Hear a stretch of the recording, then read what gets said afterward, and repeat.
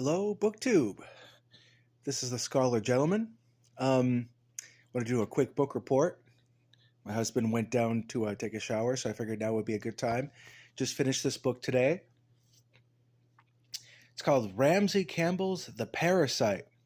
Now, I started this book because I was reading another book. I had another book at work I was reading, so I started this instead, that type of thing. And I have to admit, it started off kind of slow. The Parasite, Ramsey Campbell. Got it. Ramsey Campbell always starts out kind of slow anyway. He's a horror writer of the H.P. Lovecraft school, and he likes to slowly build an atmosphere of dread. And the book begins with a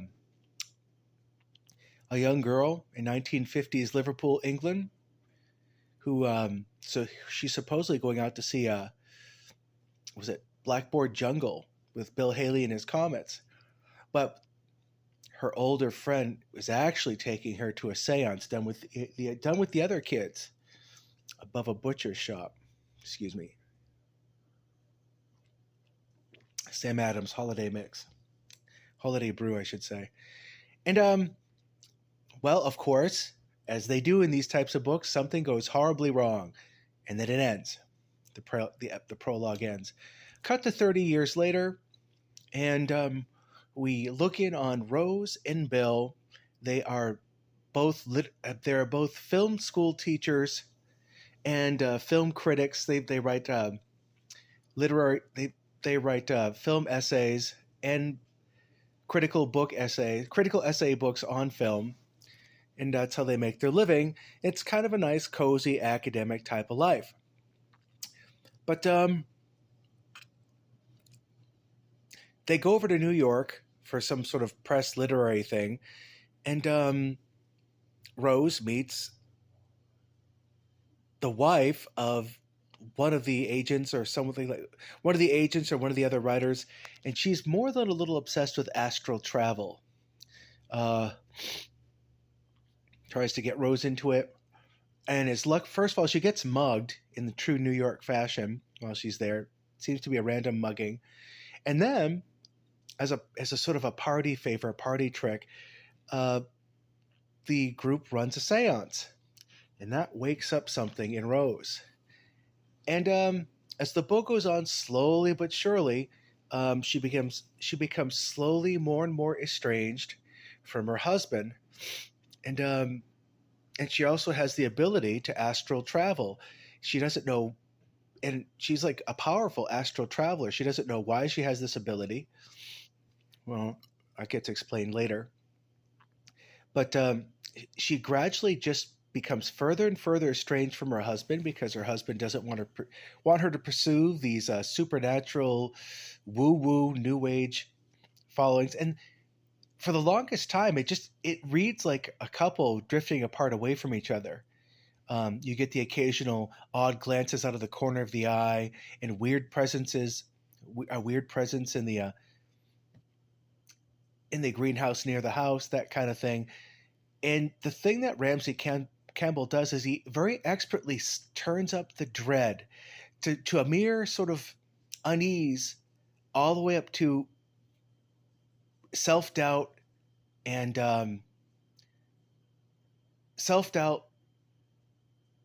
second guessing of yourself, to the point where it's almost you're almost claustrophobically hysterical with fear. And he's a real expert on that.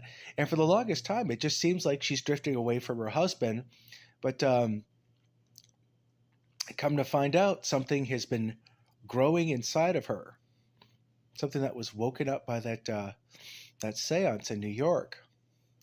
And it just slowly starts taking over her life. And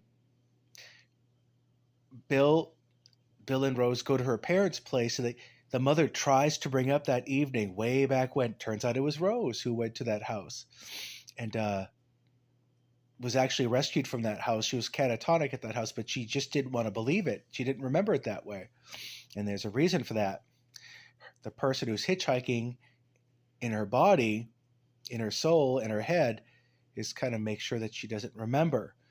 Um, Again, the plot slowly gets unraveled in front of you, and towards the last third of the book, I'm just like, I read a chapter, I'd be like, oh, I better read another chapter. I want to find out what happens, which is the sign of a really good writer. And okay, one more chapter, and that'll be it. But then I've come to the end of the chapter, just one more chapter, that kind of thing. And it just Ramsey Campbell comes from the I guess the H.P. Lovecraft. He's inspired by the H.P. Lovecraft school of writing, where an atmosphere slowly gets built. But unlike Lovecraft, um, it's basically Lovecraft through a very particularly British lens, which is cool. It really, really fits well. And but also, so he does something that H.P. Lovecraft didn't do. He actually writes people. He actually writes people in marriages and families and in relationships.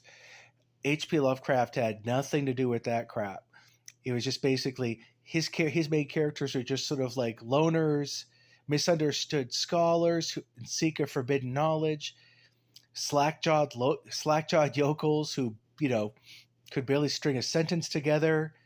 Um, there was never ever any sort of quote unquote normal world to interact with, normal world to be invaded by the horrors of H.P. Lovecraft's elder gods and hidden horrors that he created.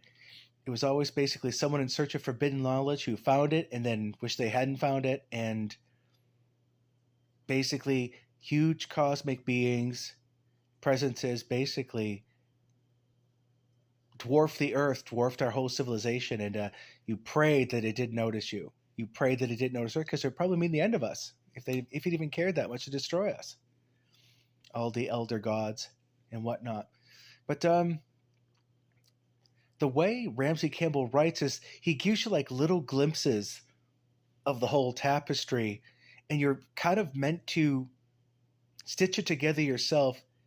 He doesn't like info dump everything for you. He gives you like these hints and clues, and you're basically meant to infer. And basically, it involves a leftover Nazi plot. We'll just put it that way. But it's done so well and convincingly that it almost could seem feasible. But yeah, if you're looking for a good, steady, slow creep, well, read any Ramsey Campbell book really. But this one really, it did not disappoint. This is the second Ramsey Campbell book I've read in like about 2 months or so. So, did not disappoint. So, if you want a bit of a slow, creepy read, go read some Ramsey Campbell. Talk to you soon, folks. Cheers.